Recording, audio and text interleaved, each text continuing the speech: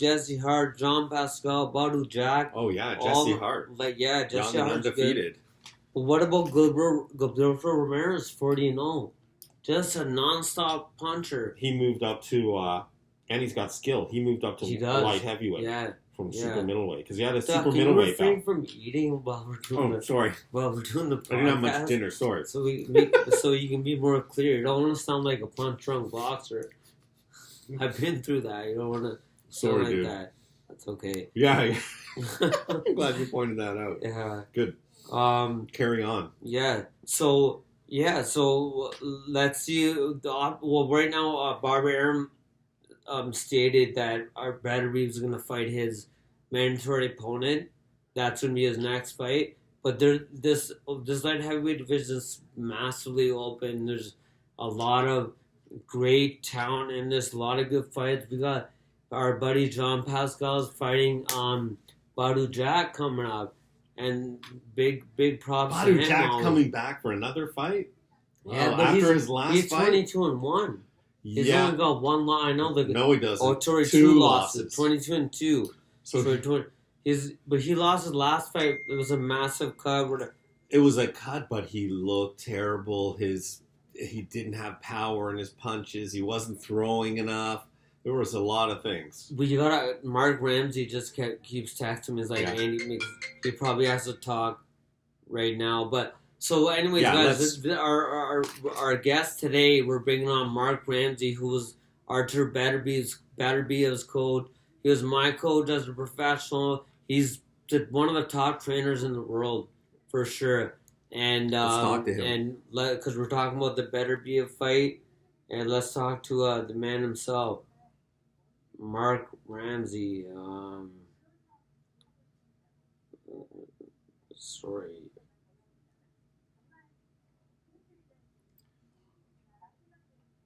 Okay, let's get him on here. Yeah.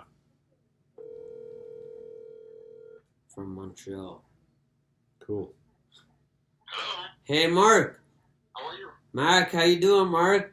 Very good, very good. Oh, nice to hear from you, Coach. And I'm just here with Dr. Green, and we have you on our podcast, Dog in the Boxer, and we're shooting it right now. He's a really big boxing fan, Dr. Green, and he treats a lot of boxers and stuff. He's a chiropractic doctor and treats injuries and stuff. So yeah, but I'm a bigger fan than I am a chiropractor. Yeah, but but Marc, he's not as big of a fan of boxing than me. There's no one bigger than me. That's good. We need So something like this. yeah, for Yeah, sure. we do. So, Coach, first of all, congratulations on that big win yesterday with Artur Beterbiev and on Alexander Gvozdyk. And that's a big win, eh, Coach? Yes, actually, it was a new step for me. First time that I have a unified champion. Yeah. That was something big and something very emotional. Yeah. But you were very calm and cool and collected in the corner.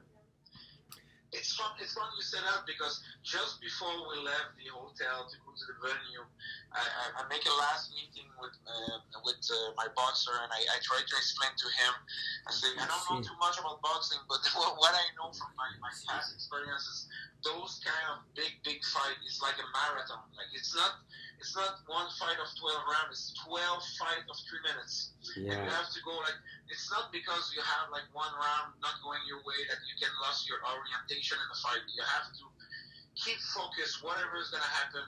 And a good example was his fight with Callum Johnson. He get dropped, he go down, no panic. Right. But I have to show the same composure in the corner that I asked the boxer to have. Right. And I think it's a key when you go to a big fight like that. Like sometimes, because you're fighting good boxer, you're not fighting like a bum. And Right. you're going to lose some rounds, maybe you're going to get dropped. Sometimes it's going better than you expect, and you go on cruise control. You can do so many mistakes. The focus have to be like close to perfect. That's awesome, Coach. Yeah, you're totally right about that. Yeah. And what I always liked about you, Marc, is that you were always a hungry coach. You were always learning. You were always a consummate professional. you always made sure we did this, we did that. These fighters are doing this, that.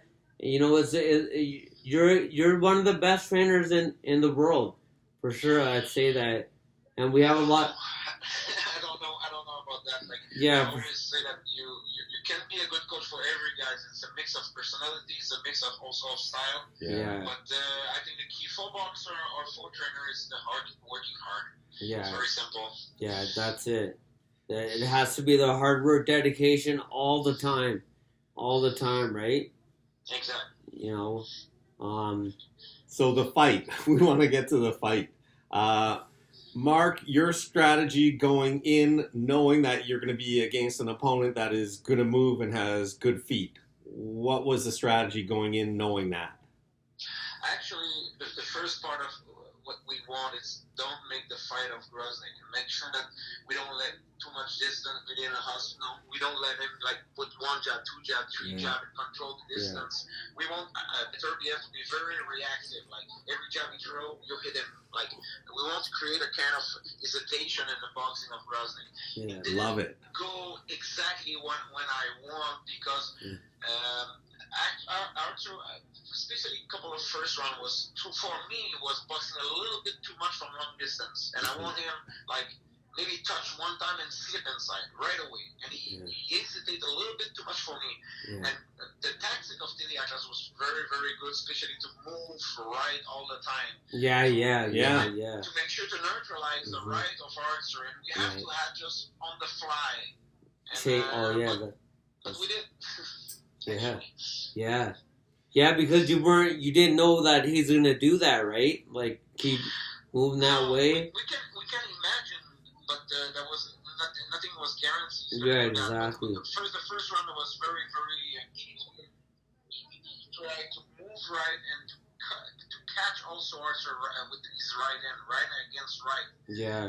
From that point in second round, I asked Arthur to use more his left hook and make sure that he step a little bit more on his left to cut the ring that side and start to create another option with his left hook. Yeah, because Gavosik, on a few of the scorecards he was winning the fight. Yes. Right. Maybe in the first quarter. But after that, I thought. I just felt Beterbiev's power and consistent pressure was just making it very difficult for Gavosik. He wasn't moving as much, and one thing is, coach, is that you got a huge power puncher in Beterbiev, and he's got that eraser. Like, he can hurt you with any punch, right? At any moment. Exactly. So that's the most dangerous fighter to fight. And he have a very, very good muscular resistance and cardiovascular. His level of energy from first round to 12 round is about the same. Yeah, really. If you lost energy or you lost focus, you can pay the price at any moment with him. Yeah. There is no doubt. Yeah.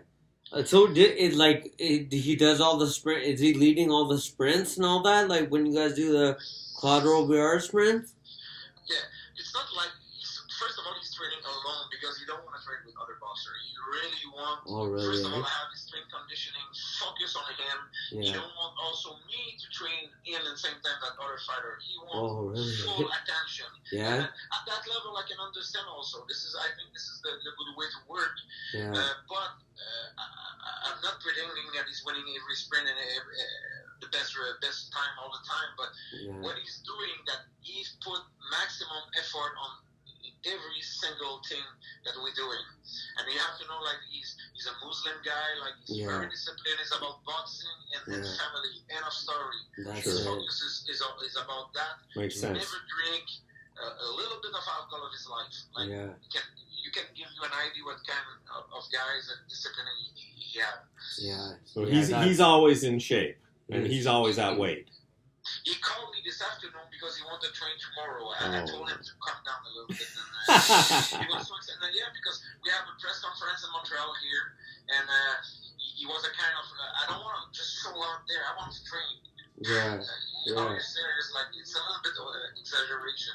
Yeah. Now, how is he? And how is he celebrity wise now in Montreal? Because I used to go to the fights to see Lucien Boutet when he was at the top, and people were crazy about him. Is he at that level or beyond that? No, it's under that a little bit because of many factors. The first, the language when he came to Canada, the first language he learned was English. He started to speak a little bit in French, but not enough to communicate with people here.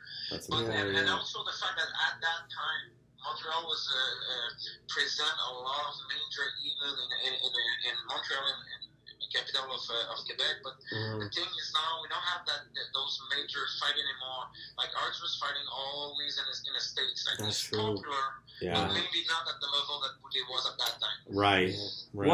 Coach, why is that? Why aren't they having the big fights in Montreal? Like they use with Adonis even title fights. But the thing here is the last one was Stevenson Adonis, but because he was not able to go to the state because he have criminal record. The reality is that now we have a monopoly in professional boxing inside of two groups. The two major groups are Top Rank and Haney Hearns, and they control like all TV connection, everything.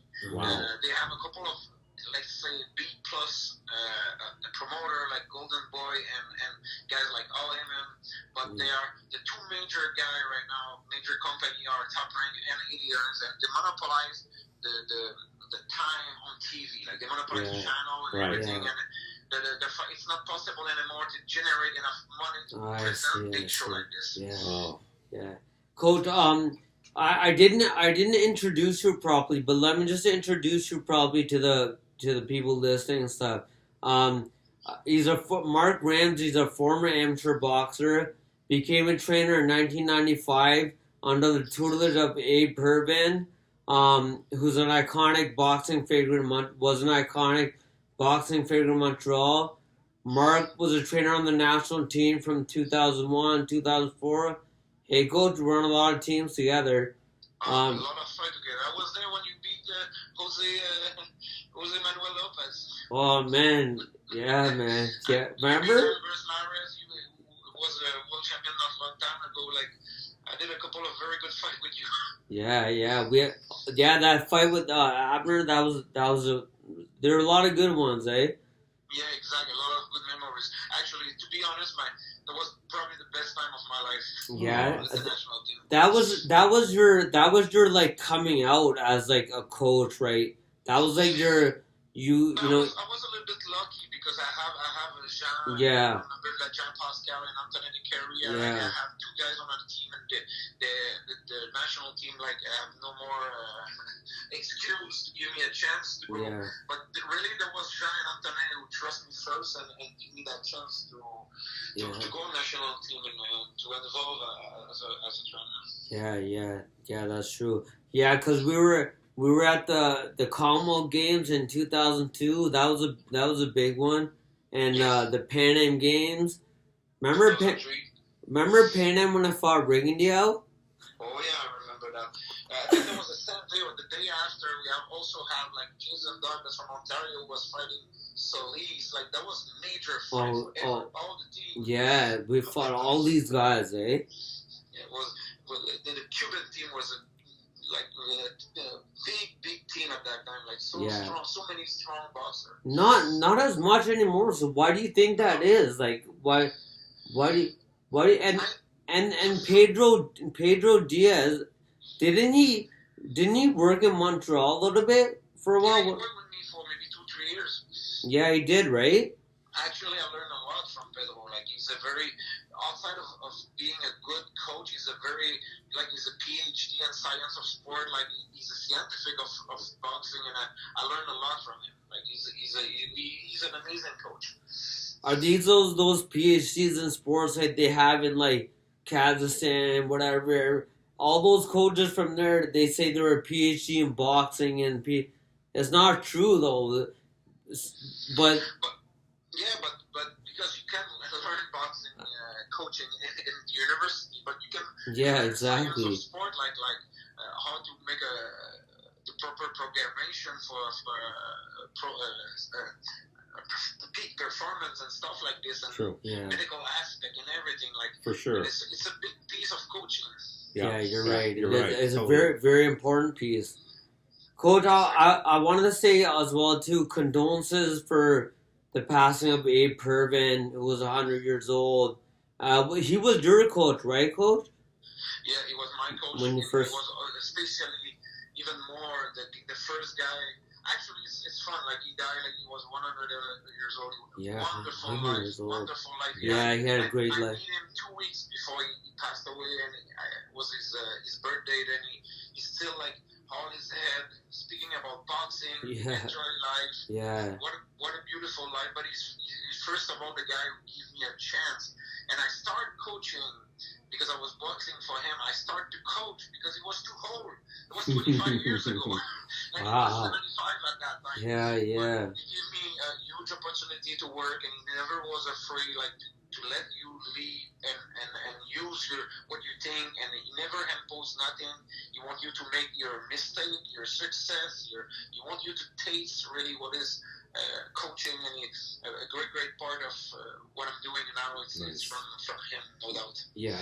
Nice. He was a very good influence on boxing in Quebec.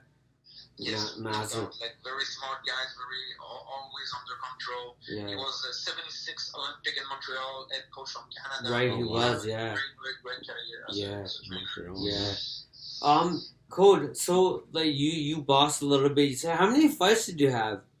Actually, I have 17 if you calculate the exhibition. I was probably 50-50. Like, to be honest, I switched as a coach because I love so much the game, and I understand as a young age, I'm not going to be a boxer. Like, I was not that great. I like that, man. You're a realist, right? Real. But, in boxing, when you're not good, the reality is very brutal. Yeah, exactly. You get blood in the... I want to find a place in that business at a very young age. Yeah. There was something clear in my mind. This is my place, and this is what I want to do. And it was not a question of money or whatever. It was a question. This is what I want to do with my life. Yeah, there you That's go. the best. And you got your opportunity with Yvonne Michelle and Jim, right? Yes, Yvonne's another very important person. Like when I turned professional with Pascal and Decary in 2005, beginning of 2005, like he gave me a huge opportunity as a coach. Because when you're a young coach and you're going with a good prospect like Pascal as a professional, sometimes the promoter they want to use an older coach, and first Jean protect me against that. Jean make a especially I remember at one point was negotiating with Don King for Pascal, and they want him to move in the States and everything. And Jean told them, if my coach is not there, there is no deal. And that was a breaker a little bit. We came back to Montreal, and Yvonne give a chance, sign a contract with Jean, let me work, and I have the opportunity to show what I can do. And without the protection of Jean, I probably still coaching amateur right now. Yeah, that's great. Wow. We had John on the podcast a few episodes ago, and we really respect him, love, and what he's got a fight coming up with Badu Jack, eh? Yes. Yeah. I don't know if they announced the date yet, but I know Jean already moved in training camp. I still talk to him. Yeah. Once in a while, and asking me some question, and that's I good. have a lot of respect. Even if we don't work together anymore, I have a lot of respect for him.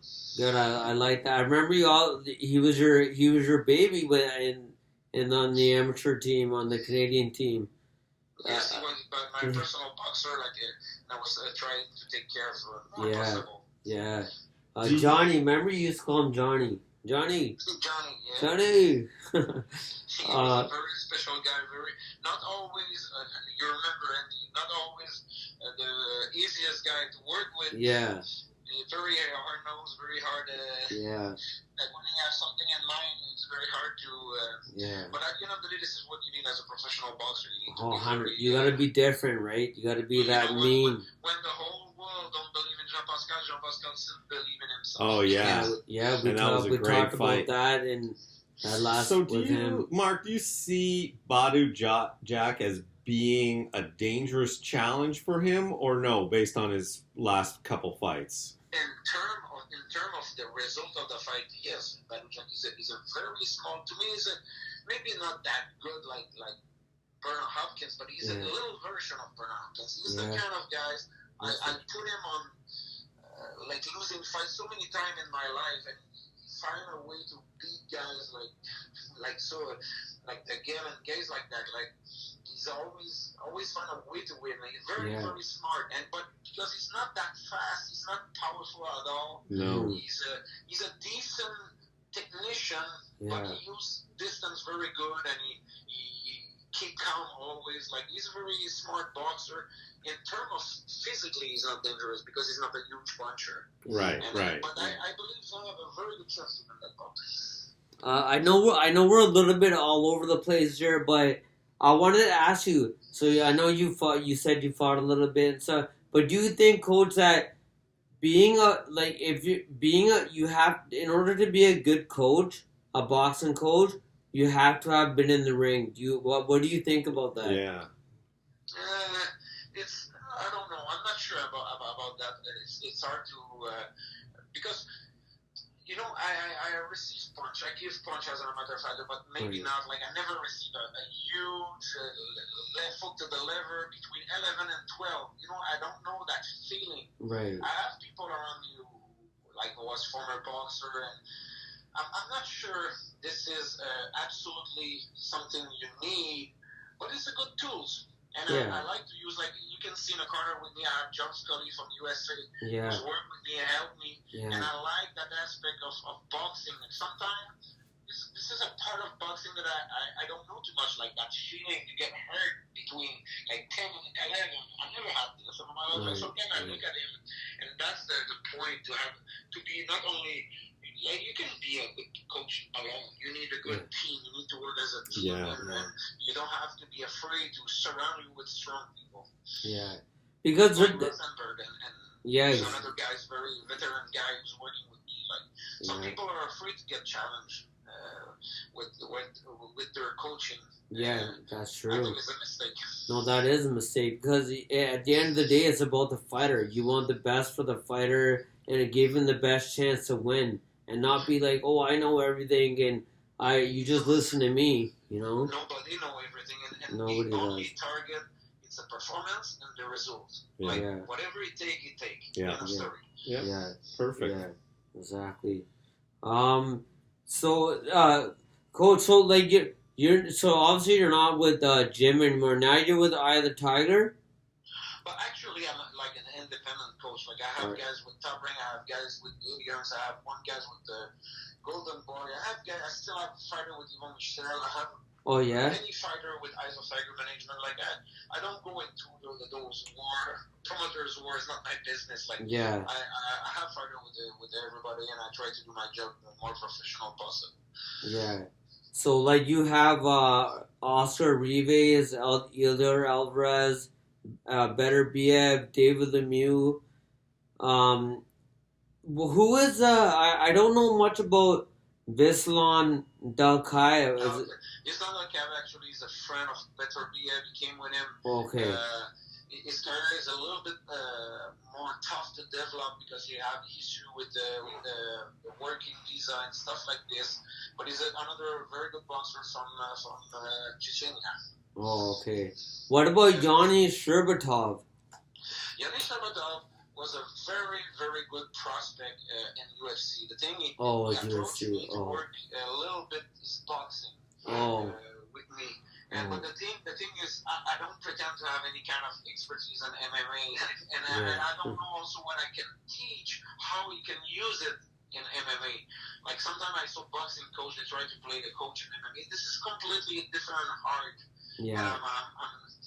But I work with him, and I have an assistant who know MMA better than me, and then we work together, and we try to help him to develop his boxing abilities. Oh, Coach. So you said you were talking about Beterbiev, and you said that he's on a different level. That's what you're saying.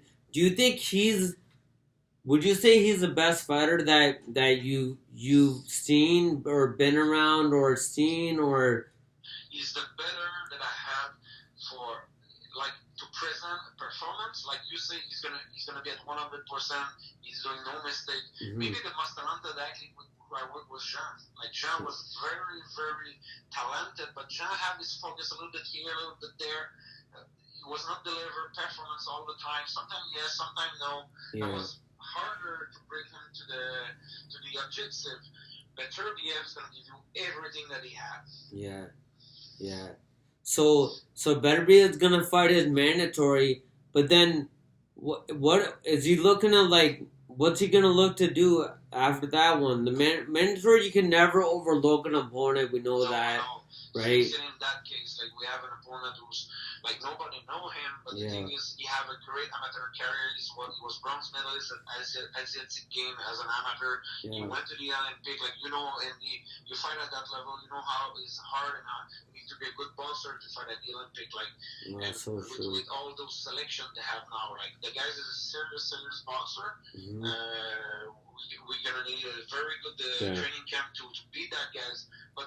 Our major objective, like right now, we hunting every belt. It's not about name, it's not about personal issue with other champions, but that's the realization that Beterbiev want to do. And he's 34 years old. We don't want to lose time. Like we can take them on the road. We're gonna do it. Yeah, that's true. He's 34, but like also his look at the life he lives. That he's giving himself the best opportunity to have a little bit few more years in his career. He may biologically be more like a 28-year-old than a 34-year-old, just because of the way he leads his lifestyle. So what? It's going to help him for sure, and give, like you say, it's give him the most possibility to reach that age. But at the same time, like when you fight like Archer have like 300 amateur fights. It's a lot. It's a lot of good professional boxing also, and I always compare boxing like a bank for a gangster. Like you have to go fast, take all the money possible, and get out of there. But we have to be realistic about this. Boxing, you're right. It's a dangerous sport. We have to keep an eye on the quality of life after boxing for her boxer. And like, you can have the million that you want if you're not able to count your money. You gotta do it. Exactly, Coach. We were talking about right when we started. We did the 10 count for Patrick Day and what happened to him. And he went into a coma, and then he ended up passing away. It's a dangerous sport, man. It is. Look what happened to Adonis being on top of the world, and then example. So is there any changes that you think could be made, or is it just one of the risks that will always be there in the sport? I think the risk is going to always be there. I think no coach or boxer can do this like at 100%. But the thing is, I really believe if we have a better control of the formation and the teaching of the coaches. Right. Yeah. Because here I'm going to give you an example. I work with a neuro specialist in Montreal, and I ask my fighter to go sometime. I don't care if they look good or not. Like I want them to go like a couple of times a year to make some tests and and we create an historic of reaction and coordination and everything just to see if they keep the same level all the time. And we can see the boxer like it's going down or it's better or it's worse. And I think.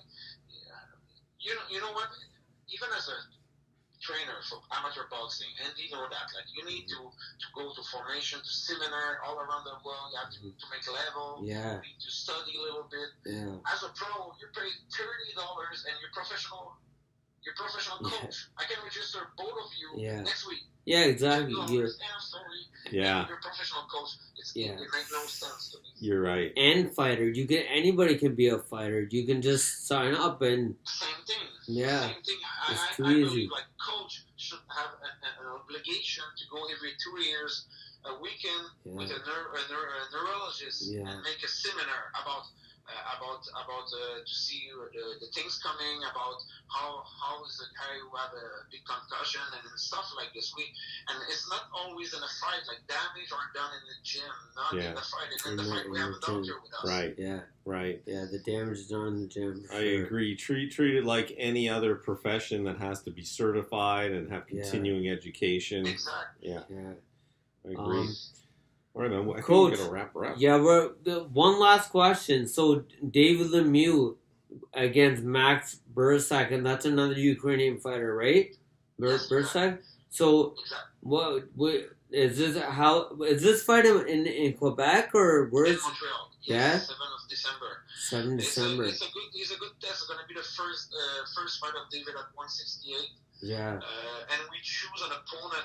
Maybe it's not a big name that people know, but we choose an opponent who never was down of his life and very resistant because I want to have a couple of rounds to analyze the performance of David and see exactly what he can do at that weight. Yeah. It's going to be interesting how he also brings power from 160 to 168 and the speed and working with bigger guys. It's going to be very interesting for our team. Yeah. Awesome. We'll look forward to that. That's for cool. Sure. Okay, Coach, we really appreciate you coming on the show with us today, and we're gonna touch base with you next time. Hopefully, we'll come to Montreal for that David Lemieux fight. And you're always I can't say no to you. You better not, man. Do you talk to Buddy? A little bit? Yes, actually, sometimes more in the internet, like not really yeah. phone or stuff like this. But I always, once in a while, say hi. What are you doing? Where are you at? What exactly you doing? But not too much because he's traveling all around the world. Yeah. He's living the life. Living the life. Okay, Coach, we gotta let you go. Thank you very much. We really appreciate it. Thanks, Coach. We'll talk to you soon. Bye. Bye. That was awesome, guys. That was Marc Ramsay. He was Artur Beterbiev's coach on Friday. That fight was on Friday, too. Yeah, it was on right? Friday. And that worked out so great for me because Saturday was hard for me to watch it. And I was just Friday I was able to watch a fight. Perfect night of fights. Yeah, great. So, and it was a really good fight. Even my wife watched. She did? Oh, yeah. And really, she appreciated what she was seeing happening, too. Yeah. That was a great fight. Well, we got some other fights we got to talk about. Yeah, we got to back up a little bit. I've been gone for a while, so let's talk about the Errol Spence and Shawn Porter fight. Yeah, which I was just able to catch a link of the fight when I was in Indonesia. Yeah, and I watched it. That's amazing. From my phone, I was sitting there. My wife was what time of day? It was 11 o'clock. No, almost 12 o'clock. In the afternoon. Right. There, and it was like 12 here. And I'm watching the fight, and my wife's like, let's go to the pool. I'm like, hold on. This fight will be done. And you're hoping that they got Wi-Fi out at the pool. Yeah. But I don't think the Wi-Fi is out there. Let me watch it here. But what'd you think of what you saw? What'd you think? I thought, first of all, very, very good fight. Mm-hmm. And I guess I underestimated on air a little bit of Shawn Porter, but he really brought it. But I did tell Alex, my friend from the owner of Sugo, because he said, Errol Spence is going to knock him on the fourth round. I'm like, don't count on that, man. Shawn Porter's a dog, and he's going to bring the fight to, and he did. Yeah. And but I thought it was a clear. I know it was a split decision win. Yeah. But it seemed to me that it was pretty clear that Errol Spence was the winner of that fight, especially with that knockdown. What about without the knockdown? But the knockdown really didn't cement it, but it just was a cherry on top. Okay. But can you believe, he took a shot like that and just went down on the knee and came back up? He's got a great chin, and that's the first time he's even taken a knee. Is that his first time down? First time. Oh, yeah? Didn't Broner knock him down in the 12th? He did. Broner did, yeah. So not his first time, but he's never been TKO'd, even. No. Of course. No. So he's a durable dude. That formula of coming forward and throwing punches and bunches, that seemed to work, but you're right. A little more pinpoint, a little bit crisper power shots came from Errol Spence. Yeah, they did. But it was a close fight, man. It was a close still fight. close. It was close, but I felt it was close if fans really got their money's really won on that fight, because that was a fight of the year. Yeah. And that was a fabulous fight. So that was also a pay-per-view fight too. Yeah. And you know, like I didn't really agree that should be a pay-per-view fight, because there was not that many cells on the pay-per-view there. It was less than 300,000 buys. Oh, wow. So that's not even that much. So if you're looking at the top pay-per-view belts, Floyd Mayweather in all the top 3 of the fights, Floyd versus Pacquiao, 4.4 million buys. De La Hoya Mayweather, 2.4. Floyd Mayweather and Alvarez, 2.2. And you notice I didn't talk about the Conor McGregor. I did notice that. Yeah, because really, I'm not going to even talk about that and add this in there. That was like a circus act, whatever it was. Yeah. Good for him. He made his money, and everyone was suckers to buy it. I even watched it. Yeah, because it's Floyd Mayweather, but right. It's not good. It shouldn't be associated with boxing. Then you can right off the bat see there's a problem with right now that's existing with in boxing and promotion, because if you got 2 top guys, especially Errol Spence Jr., not just a top guy, he's a pound for pound candidate. You got him fighting a guy with a belt, Porter, and under 300,000 views. That's a problem in boxing and in promoting, and making some superstars. I agree, but if you put somebody else in that, Shawn Porter is not a pay-per-view worthy opponent. Errol Spence is, but Errol doesn't have the power to carry another opponent into pay-per-view. The other opponent has to be pay-per-view material too. Yeah, I think a Crawford Spence would do something. That would be... But they're still not household names. And Mayweather was a household name. Love him or hate him. Right. And people that weren't boxing fans but heard about this guy wanted to see him win or lose. Yeah. And that's a superstar. It's got to reach beyond just the fandomship of boxing. Mm-hmm. It's got to be people at the edge of boxing. That's true. Totally. You know, so for those kind of pay-per-view guys, the 300,000 for that fight, those are probably just boxing fans. Right. About that, that's what I'm thinking. Yeah. That's exactly what I'm thinking. Yeah. So we gotta see them promote. Maybe, I don't know, maybe there's no strong personalities. They all are strong, but maybe there's no ones that are over the top. No, but why put it on Tyson Fury is close. Why put it on pay-per-view? Yeah. Why did they put that on pay-per-view? Why did we have to buy pay-per-view? I streamed it, but maybe they would have had more viewers if they hadn't even put I think so, pay-per-view. For sure. People are like, we gotta pay $79 or whatever for that. And who are and they probably, a lot of people just didn't know who they were. Mm-hmm. You know? But a good fight, I think it'll be interesting. Does Spence now fight next year in Jan or February? Does he fight Pacquiao? Well, in lieu of his car accident that he had there, let's talk about that. And he flipped his Lamborghini, Dallas speeding. He was charged with impaired driving because he was impaired as well. Luckily, he only, I think it was only some lacerations on the face, but no broken bones. He was unscathed. Did he blow over? Yeah, he got charged with, I don't know, like, he must have. DUI. He got a DUI. So now we have to look at this, like, okay, well, I understand, like, boxers sometimes are going to go out and drink a little bit, and then they're going to go back in the gym and stuff. But nowadays, when you have so many guys and the methods of training have improved so much, and the different stuff that you can take to improve your strength and whatever, and you add that in and you're fighting a guy he's going out to the bar, drinking a little bit, then he's back in training. This guy's got the advantage, and a big advantage. And then Terrence Crawford, that's the example that I'm going to bring into this, is that Terrence Crawford, first, he tweeted that like he hoped everything was okay with Errol Spence, and then he tweeted a drunk ain't shit, right? And that's what the old adage is, drunk ain't shit, meaning he's taking a dig at Errol Spence. Sorry. What the?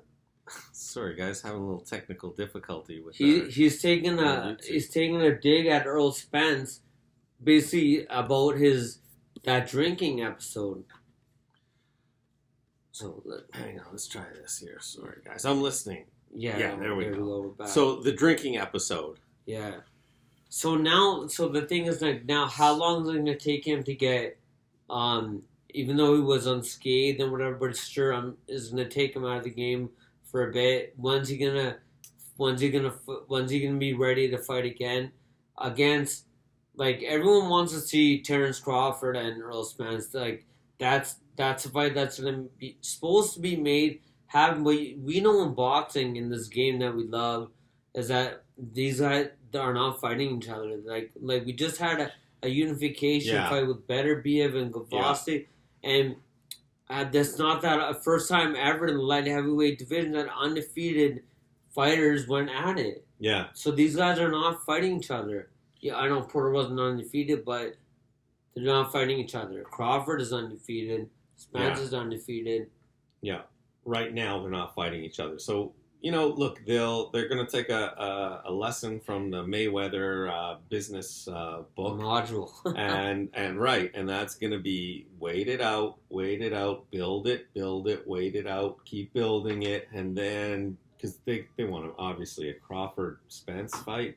That's, to us fans, that's huge. Yeah. But they got to really build and promote that. And they may have to make their names more, figure out how they're going to make these guys, their names, more household names. Yeah. And then get it together. But I think we'll see a Pacquiao fight in the future with one of these guys. I think Thurman, now that Thurman's lost, one of these other undefeated, they're going to want to fight Thurman. Because now's a good time to bounce on They got $2 million for that fight each, plus pay-per-view buys. So a percentage of $300,000. But did you see Danny Garcia come in the ring afterwards? And is that Errol Spence's? That's Errol Spence's next opponent.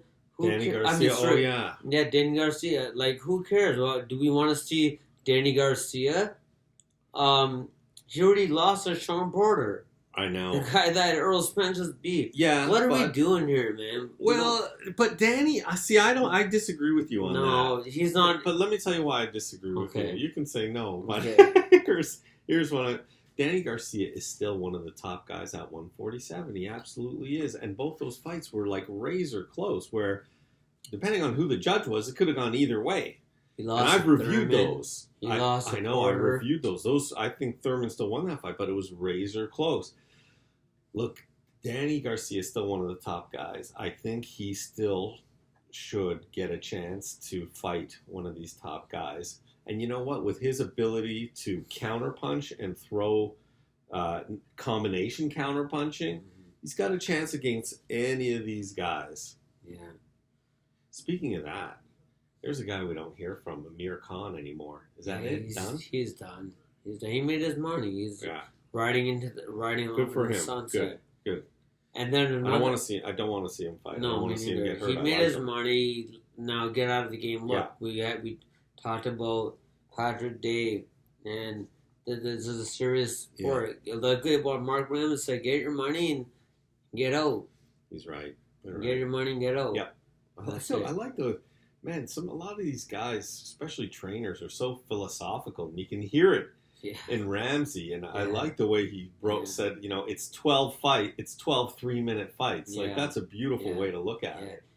I always respect smart him guy, so man. much, dog. Like, he was always such a professional. You can see that. You can hear it when he speaks. He's very. He was a student of the game, man. You can tell. He's watching fights. I'm a bigger fan. After talking to him, I'm a bigger fan of his now. Good. And I was a fan before. I like the way he speaks. Yeah. He talks good. He does. And his English is a lot better. When I was training with him in Montreal, his English was just getting better, but it wasn't like it is now. Right. I should have told him, Mac, your English is really good. I'm really impressed. No, he was good. I was Good working dude. with these other guys that they're having a hard time speaking English. Like Beterbiev, he better know some English speaking. Yeah, and now, he hangs out with Beterbiev with George St. Pierre. Yeah. And They're boys. I seen that thing. You see that? Yeah, I saw it. It was great. And he said he learned, he learned a lot of English from George. And that's scary because George's English it's good. It's just he's got a thick accent. I love George St. Pierre. He's such a cool great guy. athlete. Yeah. He's a consummate professional. Yeah. I'm not a He's a USC fan, but I really love George St. Pierre. And he was talking about Beterbiev and that this guy, he talks about how Beterbiev, like, this guy's a monster. His punching power is scary. He's, Beterbiev,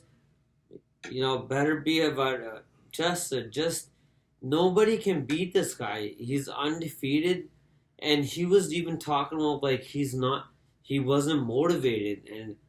And then now he's more motivated and stuff. Yeah. Just hope he stays motivated. I'm thinking that too. He's got to stay motivated for this contender to fight the number one, the mandatory. Yeah. But and then he's going to fight one of these other top guys after that, right? Yeah. And who knows who that's going to be. It's amazing. Can you imagine now. Pascal and Beterbiev fight in Montreal? Holy smokes! But see how he's right. Marc Ramsay's right. Those big world title fights are not happening in Montreal anymore. Montreal at the time of Butte, Montreal was the mecca next to Las Vegas. Yep. It was even ahead of Brooklyn. Yes, it was. Yeah, and I'm not disparaging Brooklyn, but it was for sure. It was number huge. 2. I'd always say it first Las Vegas, then Montreal. And there was a lot at the time. I went to the Bell Center twice to watch Butte fight. Sold out. Sold out, and the undercards always had a Quebec pro fighter in there. Yeah, and good names too, good guys. So they've always put had on good such fighters. good shows. What a shame that it's gone down that much in Montreal. Well, I took my son to one of the fights too. It was such a great experience. Yeah. Yeah. I love it there. I love the training there with Marc Ramsay and Jean Pascal, Anthony DeCarry. We had such a nice nucleus team, eh? Oh yeah, we did. DeCarry, like when I was in DeCarry and Pascal and Buddy Askey, he was a really good fighter too. He was 10-0 and 10 KOs as a pro. Wow. And 11-0, I guess he retired and stuff, but he was a really good fighter too. He was my buddy. Really, he's really my buddy. But Buddy's your his buddy. Buddy is his name. Okay. Monsaf Astri. Anyways, I know we're running out of time. Yeah. Because we had to have Marc Ramsay on today. We'll cover more next time.